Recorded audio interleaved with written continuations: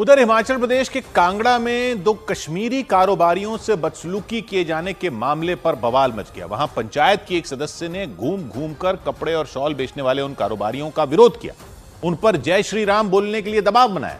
यही नहीं, ऐसा न करने पर उन्हें हिमाचल छोड़ देने की चेतावनी दे दी और वापस कश्मीर जाने के लिए कह दिया गया। ऐसा है कि आप अपना सामान हमारे हिमाचल में तो मत ही लाओ, मैं तो यही बोलती हूँ आपको। हाँ। हम हिंदुस्तान के रहने वाले। बुजुर्ग कारोबारी के इस सवाल का महिला पर कोई असर नहीं हुआ, बल्कि उन्होंने तो उल्टा कारोबारियों के सामने ही एक शर्त रख दी। हिंदुस्तान है ना बाबा, तो आप एक बार जय श्री राम बोलो ना। हम तो मुसलमान हैं। तो बोल नहीं एक मिनट आपको बोलेंगे, हम कलमा पढ़ो, आप पढ़ोगे। हम आपके इलाके में जाते हैं कुछ बेचने के लिए। जय श्री राम के जवाब में कलमा पढ़ने की शर्त रखकर कारोबारी ने नहले पर दहला मारा। इसके बाद तो पंचायत की वो सदस्य अपने रसूख की धौंस जमाने लग गईं। आप हमारे इलाके में नहीं आ सकते, मैं पंचायत की अधिकारी हूँ, मैं भी पंचायत में हूँ, मेंबर है, तो मैं अपनी तरफ से आने नहीं दूंगी। ठीक बात है, नहीं आने, लेकिन ये आपको नहीं बोलना चाहिए कि आप जय श्री राम बोलो। बोलो, सुनो मेरी बात। आप बोलते कि हम हिंदुस्तान के हैं, है ना, हिंदुस्तान के। तो हम किस देश के हैं? महिला और कारोबारियों के बीच काफी देर तक बहस होती रही और उनकी बहस का वीडियो गुलाम नबी आजाद की पार्टी के प्रवक्ता सलमान निजामी ने सोशल मीडिया पर शेयर कर दिया। गुलाम नबी आजाद साल 2022 में कांग्रेस से अलग हो गए थे। उन्होंने डीपीएपी यानी डेमोक्रेटिक प्रोग्रेसिव आजाद पार्टी नाम की पार्टी बनाई थी। डीपीएपी के प्रवक्ता ने उस वीडियो को शेयर कर आरोप लगाया कि देश में मुसलमानों के खिलाफ नफरत फैलाई जा रही, क्योंकि बदसलूकी करने वाली पंचायत की सदस्य ने दूसरे लोगों से भी अपील कर दी कि वो उन कारोबारियों से कपड़े ना खरीदें। इनका सामान हम कोई ना खरीदे, ये पक्का है। और जो हमारे हिंदू यहाँ के दुकानदार हैं, अपने इनसे ही सामान खरीदना। इतना ही नहीं, महिला ने कश्मीरी कारोबारियों से यहाँ तक कह दिया कि वो हिंदुस्तान में न आए। आप बोल रहे हिंदुस्तान में मत आओ, फिर हम कहाँ के हैं? आप तो अपने कश्मीर में रहो। हाँ, कश्मीर किसका है?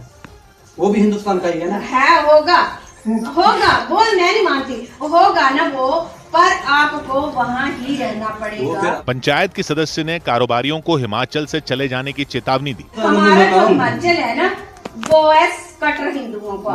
अब हमारे हिंदू जो है ना, वो एक हो गए हैं सब। हैरान कर देने वाला ये मामला कांगड़ा के आलमपुर इलाके का रहा। हालांकि उन कारोबारियों को धमकाना पंचायत की सदस्य को भारी पड़ गया, क्योंकि पुलिस ने उन्हें थाने बुला लिया।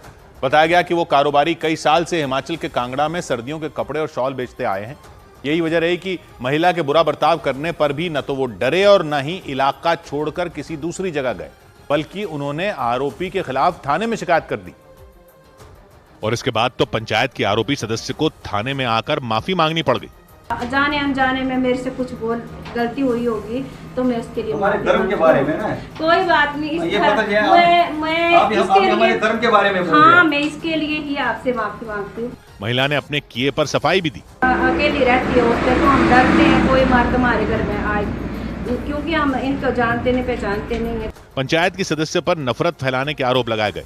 यही वजह रही कि पुलिस ने इस मामले में पंचायत की तरफ से भी महिला के खिलाफ कार्रवाई किए जाने की अपील की। तो बात की एक बात यह कि संविधान दिवस पर हाथ में संविधान लेकर बोलना तो ठीक है, लेकिन देखिए तो सही हो क्या रहा है। हिमाचल में एक पंचायत सदस्य ने जो कश्मीरी कारोबारियों को बोला, वो देखिए तो। हालांकि बाद में पंचायत की सदस्य ने माफी तो मांग ली, लेकिन सोचिए ये जहर कितना फैलता जा रहा है। पंचायत की सदस्य कह रही थी वहां शॉल बेचने आए कारोबारियों को कि जय श्री राम बोलो, नहीं तो यहां से अपना सामान समेटो और जाओ कश्मीर में सामान बेचो जाकर अपना। महिला ने जोर देकर कहा कि मैं पंचायत की अधिकारी भी हूं, मैं यहां सामान बेचने नहीं दूंगी आपको। तो कारोबारियों ने बोला कि हम भी तो हिंदुस्तानी हैं। तो महिला ने कहा हिंदुस्तानी हो तो जय श्री राम बोलो। तो उन्होंने कहा कि हम तो मुसलमान हैं, हम आपको कहें कि कलमा पढ़ दो तो आप पढ़ दोगे। वो तो बाद में महिला ने माफी मांग ली तो कह दिया कि वो शर्मिंदा है अपने व्यवहार पर, लेकिन यह सब हुआ, यही चिंता की बात है। पंचायत सदस्य ने ऐसा कहा।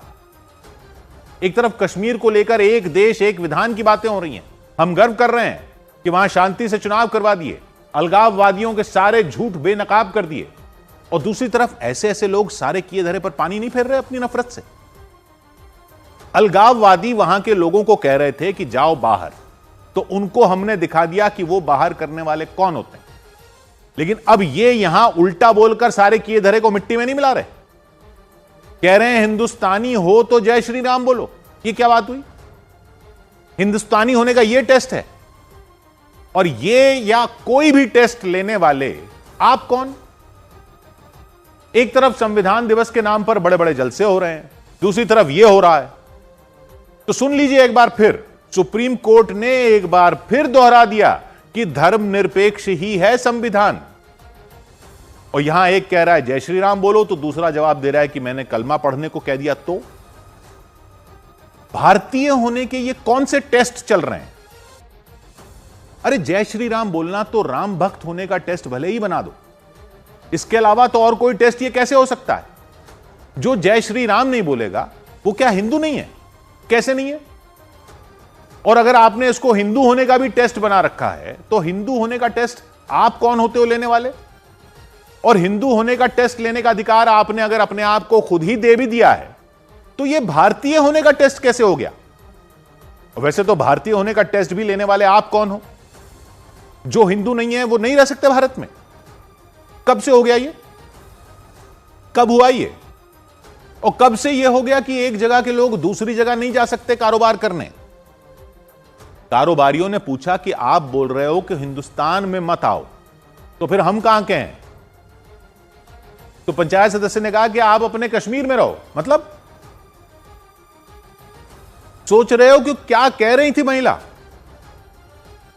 हालांकि बाद में महिला ने माफी जरूर मांगी, लेकिन वो पंचायत सदस्य एक कारोबारी को कह रही थी कि आप अपने कश्मीर में रहो, हिंदुस्तान में मत आओ। समझ रहे हैं कितना खतरनाक है ये?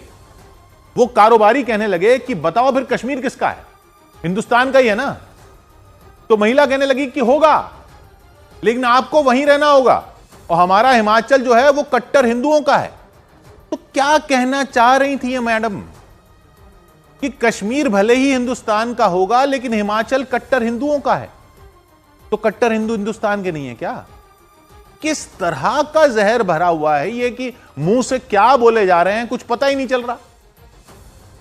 बाद में जरूर महिला ने माफी मांग ली, अच्छा किया जो मांगी, लेकिन ये अपने आप को हिमाचल का ठेकेदार और हिंदुस्तान का ठेकेदार और हिंदुओं का ठेकेदार बताने वालों को अगर रोका नहीं गया, तो ये तो इतने सालों से बचाकर रखे संविधान की धज्जियां उड़वा देंगे। ऐसे लोग पंचायत के सदस्य बने हुए हैं, ये संभालेंगे हमारा संविधान? यहां देश गर्व से कह रहा है कि अब कश्मीर में कोई भी जाकर रह सकता है, कारोबार कर सकता है, और ऐसे लोग उनको ही कह रहे हैं कि वापस जाओ, जो कश्मीर से कारोबार करने आ रहे हैं। माफी तो मांग ली महिला ने और कह भी दिया कि वो शर्मिंदा है, लेकिन खुलकर आकर बाकी सबको कहना पड़ जाएगा कि हम ऐसे नहीं हैं, इस पंचायत सदस्य जैसे नहीं हैं हम। कहना होगा बाकी लोगों को कि वो ऐसे नहीं हैं जो हिंदुस्तानी होने का टेस्ट लेते फिरते हो इस तरह। सारे राम भक्त ऐसे नहीं होते, ये कहना पड़ेगा खुल के। सबके नाम पर कोई कुछ भी बोल दे तो उसके कहे का भुगतना तो सबको पड़ता है। इस्लाम के नाम पर आतंक फैलाने वालों को अभी तो सब मुसलमानों को भुगतना पड़ता है।